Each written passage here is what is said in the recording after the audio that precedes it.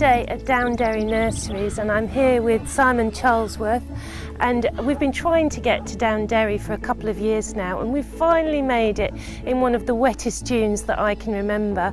But today is a beautiful sunny day, and we're just having a lovely look around and getting to know a few important and interesting things about lavender.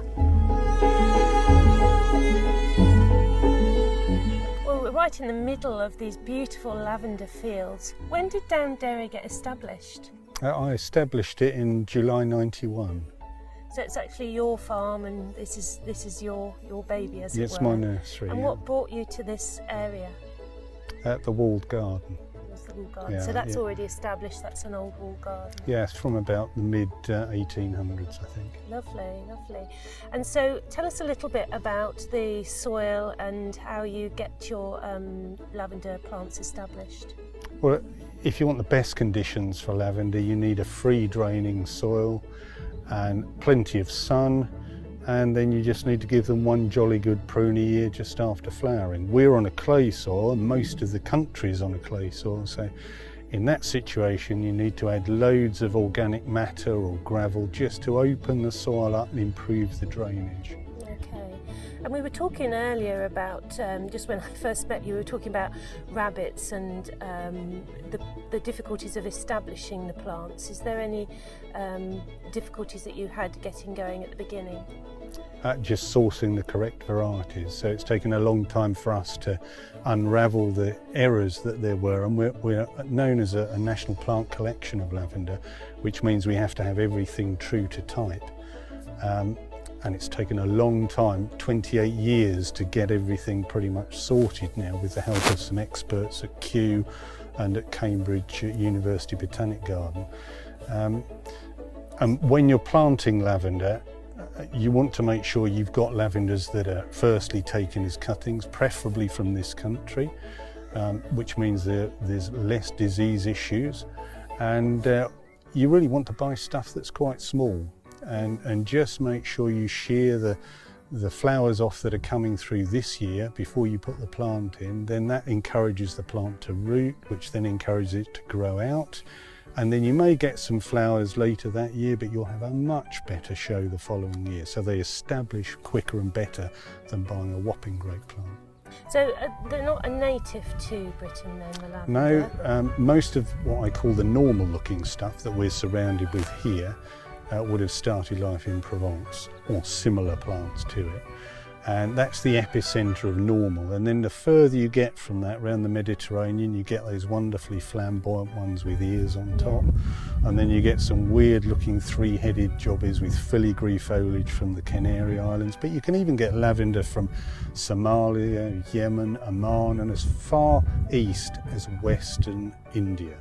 They look nothing like this. They're really very strange, very delicate. It's a big family then, it's a huge family. Yeah, about 39 different species, and maybe 400 to 500 different varieties or cultivars. Do you know roughly how many varieties you grow here? We've got about 350 in the collection. I would never have thought there'd be that many varieties. That's amazing. Yeah. So earlier on we were talking about the different plants that have certain properties needed for commercial use, and you were talking about one that was very good at producing lavender oil, and that was this one over here behind the cameraman. Yeah, so we've got a variety over there called Grosso, which flowers later, yields masses of oil, but it's got a lot of camphor and a lot of stuff called 1,8 cineal in it, and 1,8 cineal has a whiff of eucalyptus, so it's got a really quite an astringent scent, which is great for toiletries, air fresheners, detergents. And then behind us we've got a beautifully soft, sweetly scented lavender, which produces very little oil, but it has only a trace of camphor and a very low amount of eucalyptus scent to it. So it's perfect for perfumes and for aromatherapy. And what's this called? This is called Myette. Myette. Angustifolia Myette.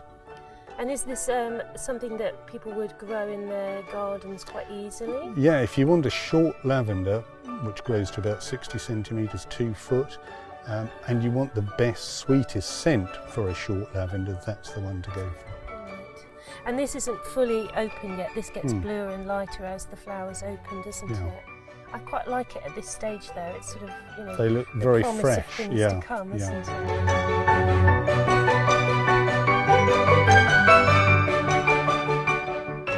We're in your beautiful, beautiful wall garden, which is your showpiece, if you like. This is how you sell to the public. But what I've noticed is just so many bees, which is music to my eyes, if that's such a thing. But you were telling me a little bit about how you've been involved in some research with the bees. Yeah, quite a bit of research at different universities. One piece of research was to look at which lavenders, among other garden plants, were best for bees, and they found 3 lavenders particularly good. One called Sussex, another called Gros Bleu, a really dark tall one, and one called Edelweiss, which is in fact a white one.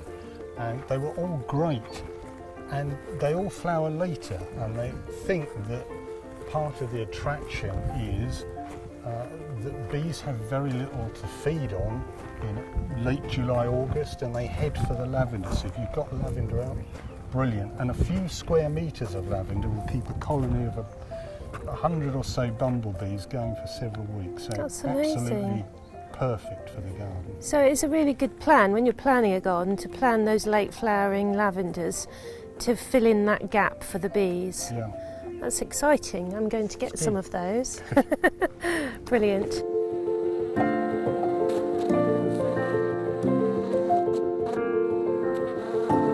So around the back where all the hard work's been done, what's this secret place here that we've come across? Well, this is our show tunnel, which is currently full of plants for Hampton Court. We're only 2 weeks away, and in fact within a few days we'll be taking a lot of these up to Hampton Court for me to start creating the exhibit.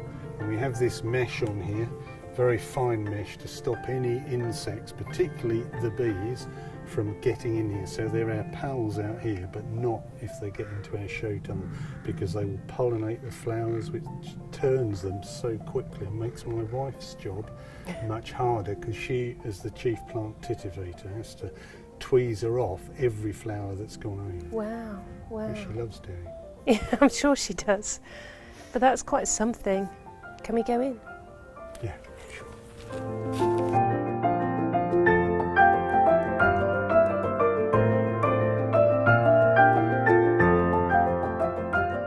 Colours are amazing, aren't they? Yeah, Just they really so pretty. lift off the plants, especially as the flowers begin to open completely on every Perfect. spike, and that's by keeping the bees out. Because Wow. if we didn't do that, they would send them over so fast. So the bees literally get in there and the flowers Yeah, go they pollinate close, them, and then the flowers and then you just haven't got them. shrivel up. So we have to make sure they don't. And these are the things we don't appreciate behind the scenes, all the thought that you have to go to and the hard work.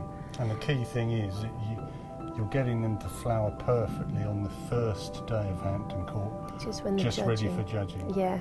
After that, it doesn't matter. And Yeah. in fact, last year when we did it, it was difficult to put the exhibit together because the bees up there found our lavenders and they weren't on anybody else's plants, and they just flocked. Because yours was made the a beeline best. for well, they just love lavender. Yeah.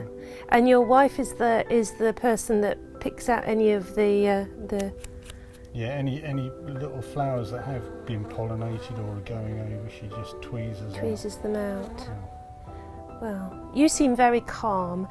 Whenever I do a big show, I'm always a complete nervous wreck. Do you find it stressful? Yeah. Yeah. Oh, that's good. Because somebody like you, you look like a swan moving around the garden. Yeah, it's the next week that is Yes. very. So we've caught you at just the right time before you're completely stressy. Well, it's absolutely stunning, and thank you for letting us in.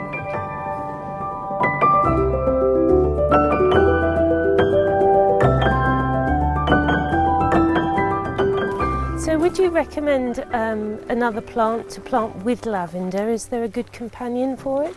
Well, there's certainly everything in the same family, so that includes salvias and rosemary. And certainly rosemary requires the same treatment, but if you wanted something really different, maybe alliums would be good. They would look spectacular. Yeah, particularly when the plants are small. and you have those wonderful globes of colour rising through the lavender plant. Yeah, that would be wonderful. I love swathes of things. Now, just because we're here and you have this fantastic collection, what other events do you hold here through the summer, and when does your season start? Yeah, so we run summer tours on a Sunday, late June through July, just into August. And that's a great time for people to just turn up and join a tour.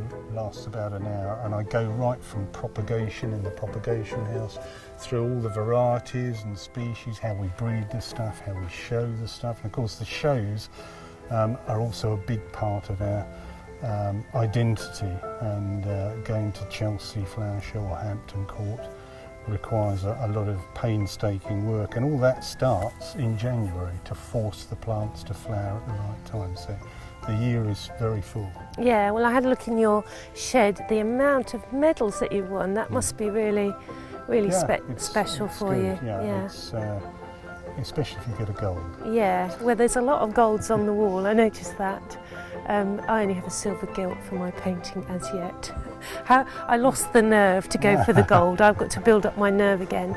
So after the shows or during the shows, you're still producing new plants to sell? How does that go? Yeah, we take cuttings right from, I suppose, February through to end of May, June, and we start after the shows, July, right through to about November. So we're producing new plants almost all year round. And when we come back from Hampton Court Flower Show, it's straight into the field to harvest the plants, to distill in our still that we have on site here.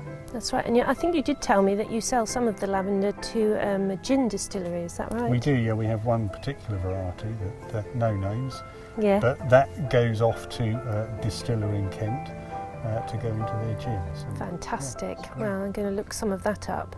So just to recap on looking after lavender, because I'm notorious for killing it. I always imagine that I'm killing it with kindness. What are the big no-nos with looking after lavender? Well, firstly, don't water them. They need to be watered in when you plant them and maybe kept an eye on for a couple of weeks, and then they'll fend for themselves. So don't pamper them and faff with them.